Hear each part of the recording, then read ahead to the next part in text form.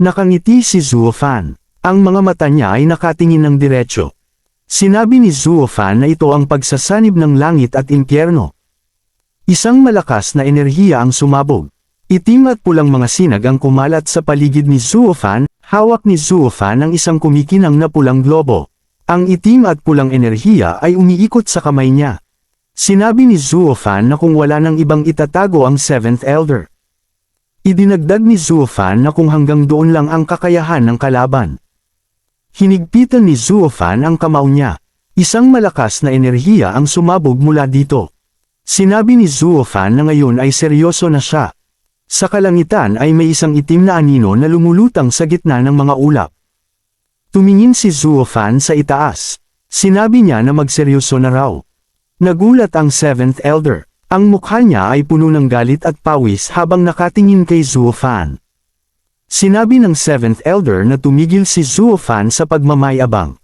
Tinanong ng Seventh Elder kung sinasabi ba ni Zuofan na hindi pa nito ginagamit ang buong lakas sa buong laban. Tumawa si Zuofan. Ang mga mata niya ay kalmado habang nakatingin sa Seventh Elder. Tinawag ni Zuofan ang Seventh Elder.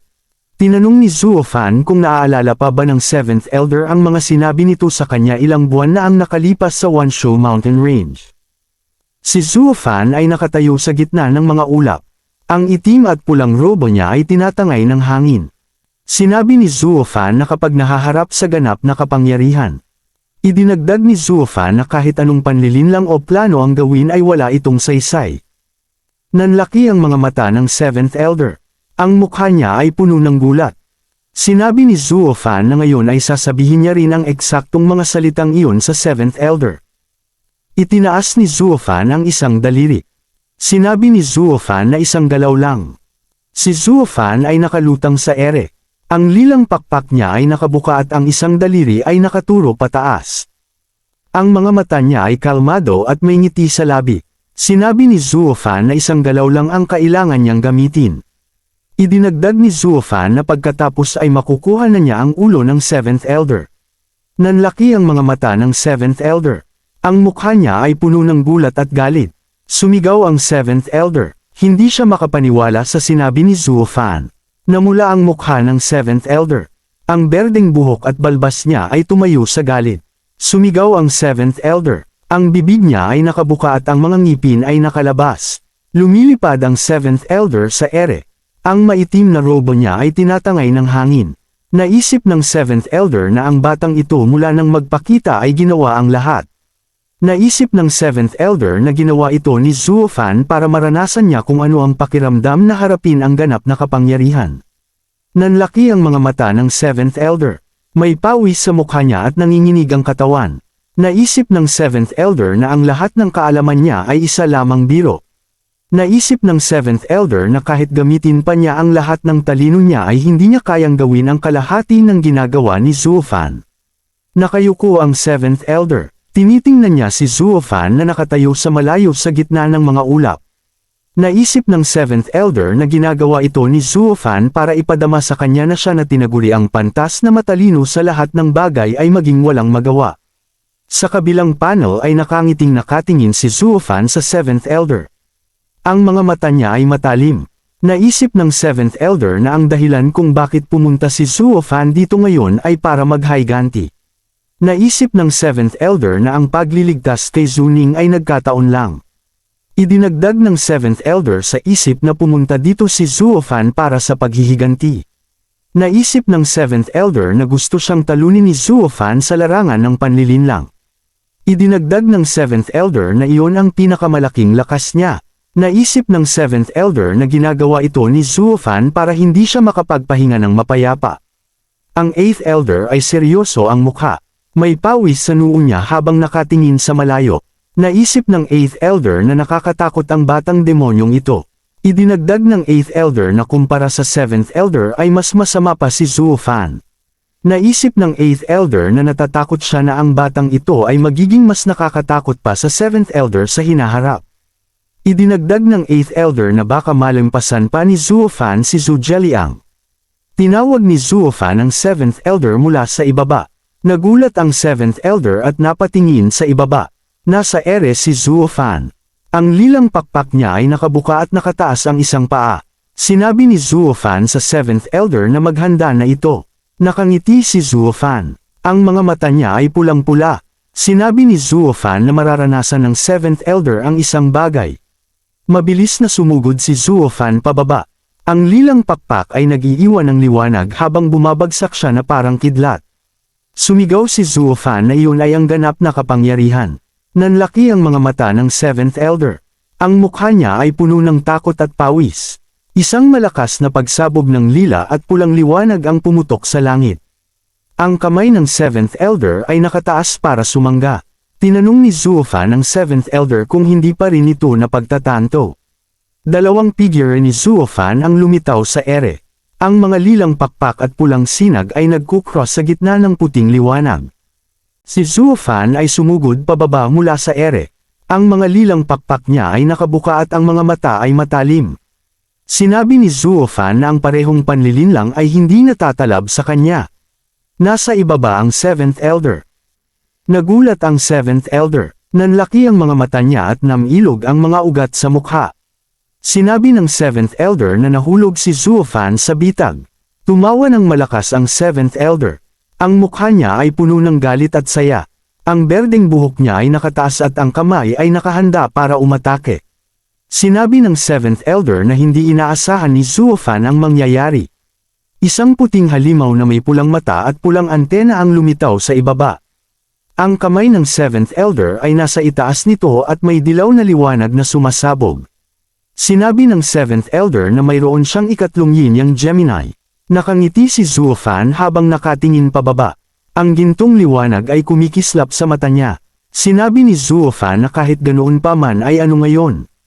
Idinagdag ni Zuofan na sa harap ng kanyang ganap na kapangyarihan ay walang saysay ang lahat ng panlilinlang. Si Zuofan ay mabilis na sumugod. Ang mga lilang pakpak niya ay nag-iiwan ng liwanag habang papalapit sa kalaban. Sinabi ni Zuofan na kasama na doon ang huling pagsisikap ng 7th Elder. Inilabas ni Zuofan ang kanyang bloody baby na nababalot ng diamond quicksand at sumugod. Tumatama ito sa puting halimaw ng 7th Elder. Nagbanggaan ang dalawang atake. Isang malakas na pagsabog ang naganap. Ang puting third yin-yang Gemini ng 7th Elder ay nabasag. Ang mga piraso ay tumalsik sa ere kasabay ng dilaw na liwanag. Sumigaw ang 7th Elder sa sakit.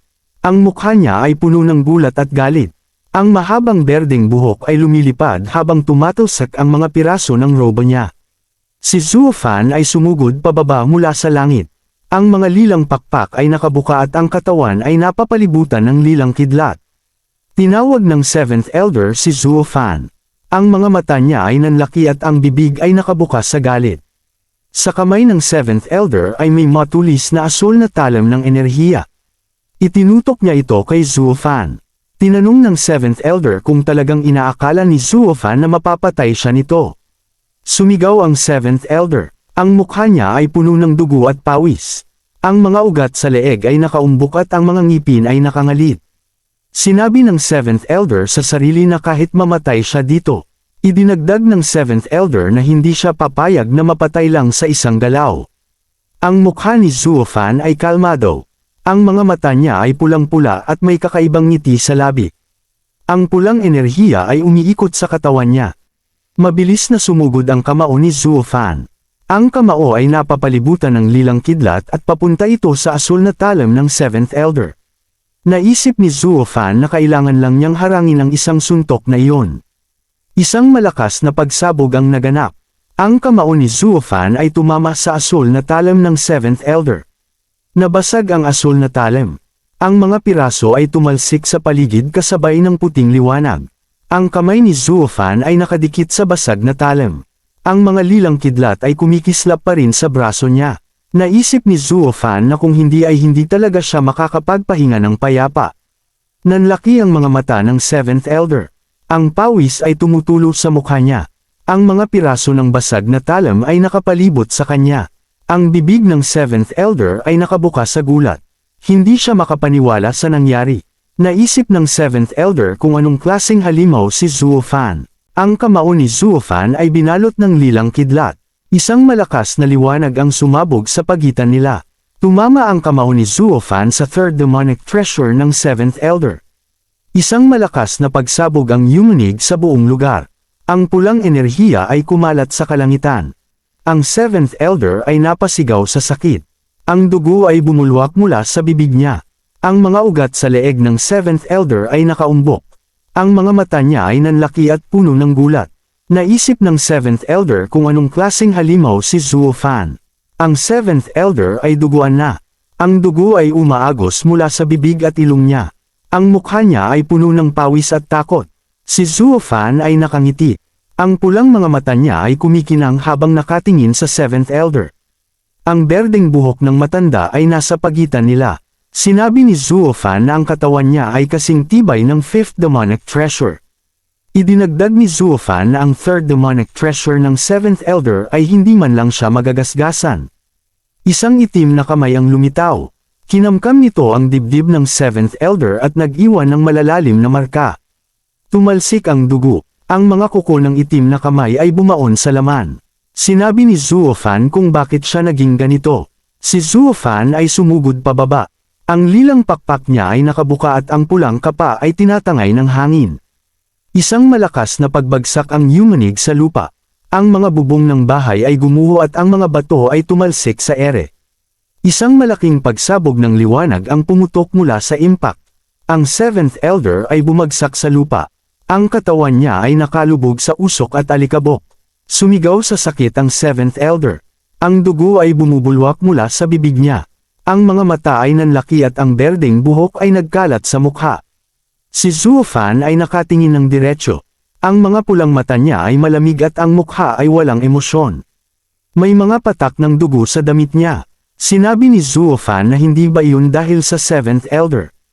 Thank you mga boss. Dito na natapos ang chapter na ta. Stay tuned lang, ini-edit ko pa ang susunod na chapter. Like and subscribe para updated kayo sa mga upload natin.